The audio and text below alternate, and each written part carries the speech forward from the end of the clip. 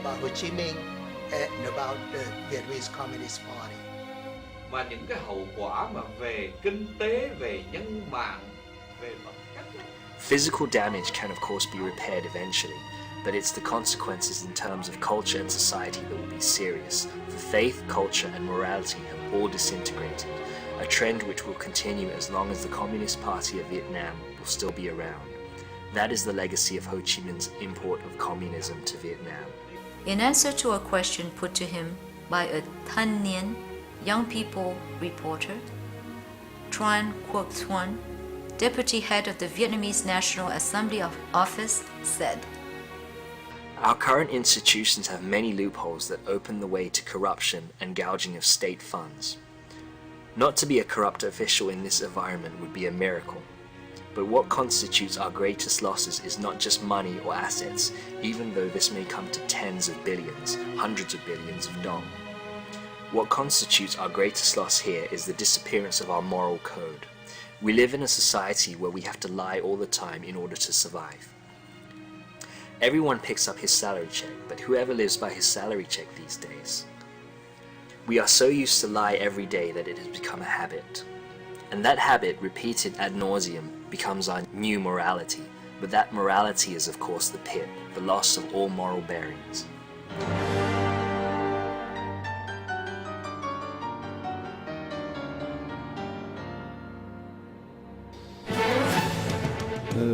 Ho Chi Minh w moim rozumieniu.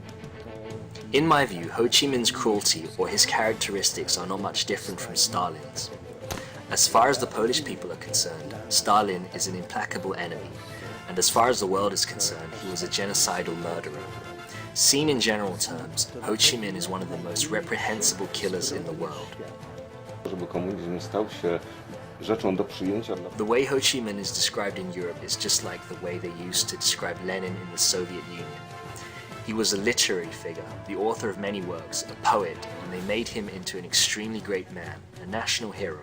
But in actuality, that hero is no different from a common murderer, a criminal with genocide on his hands. As far as the Vietnamese are concerned, the distance from hero to murderer, a destroyer of Vietnamese culture, is not all that far. For a communist is almost by definition a murderer, a criminal guilty of genocide, a destroyer of his own culture.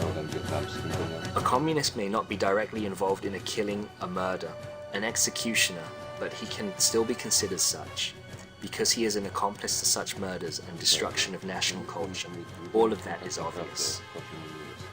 Đó cũng là một cái bài học cho thấy rằng là A lesson that can be drawn from all this is that although the propaganda machine of the Communist Party of Vietnam has expended much money and effort to persuade the young to believe in Ho Chi Minh, they fail miserably, since they cannot leave an ounce of persuasion in the mind of common people.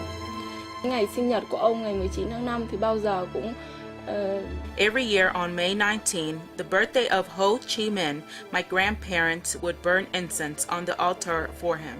At school, they organized like a festival with flags and festoons all over. These images were so ingrained in me that I never questioned whether these things were good or bad for me. It was not until I came into contact with democracy activists that I learned many more things about Ho Chi Minh.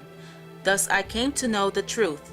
In my thinking, the best thing to do is to impart as much information to the youth so that they can judge by themselves. They should never be walled in like they are right now under communism.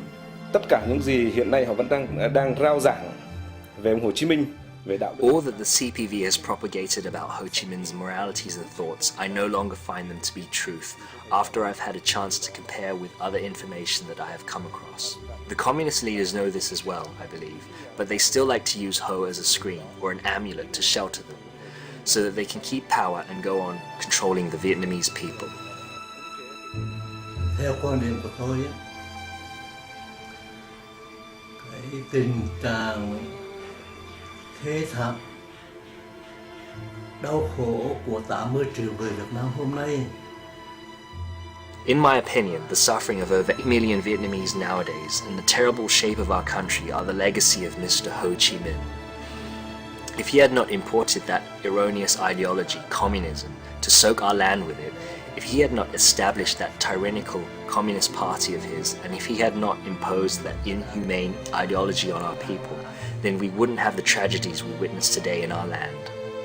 Yet there are many people who, out of ignorance or unconsciously, have tried to champion his cause, saying that in the end Ho Chi Minh is still a patriot, a man of morals, but it was his companions, his disciples, his underlings who failed to carry out his teachings, who did not live according to his model.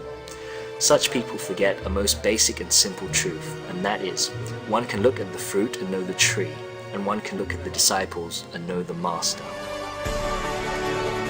Mr. Gorbachev, open this gate.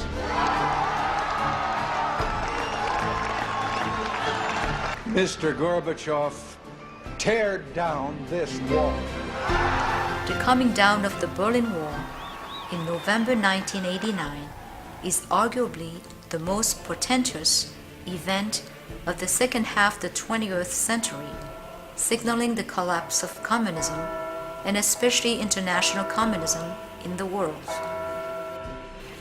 The demise of communism was commemorated nearly 20 years later by a modest monument, the Victims of Communism Memorial, raised right in the heart of Washington, the capital of the United States. On June 12, 2007, President George W. Bush spoke at its inaugural ceremony. Here in the company of many who resisted evil, helped bring down an empire, I proudly accept the Victims of Communism Memorial.